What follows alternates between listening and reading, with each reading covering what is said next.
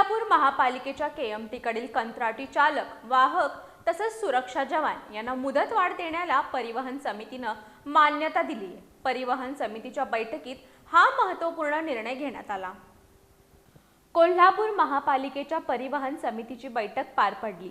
काही कारणांमुळे परिवहन समितीचे सभापती सत्यजित जाधव हे या बैठकीला उपस्थित राहिले नाहीत। त्यामुळे उपस्थित सदस्यांमधून प्रसाद जाधव यांची चेअरमन फॉर द मीटिंग म्हणून निवड करण्यात आली।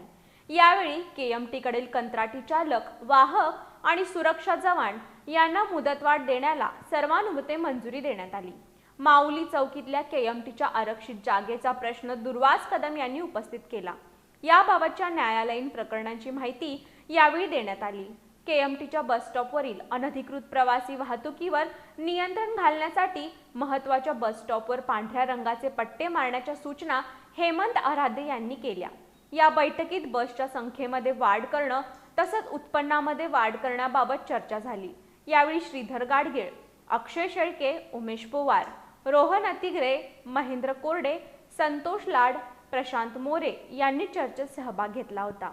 यावेळी केएमटीचे अतिरिक्त परिवहन व्यवस्थापक डॉक्टर विजय पाटील, नगर सचिव सुनील बिद्रे, कायदा सल्लागार advocate Mukund Pawar, works manager Deepak Patil, प्रकल्प विभाग प्रमुख PN गुरव, लेखापाल राजेंद्र सूर्यवंशी आणि वाहतूक निरीक्षक नितीन पवार उपस्थित होते।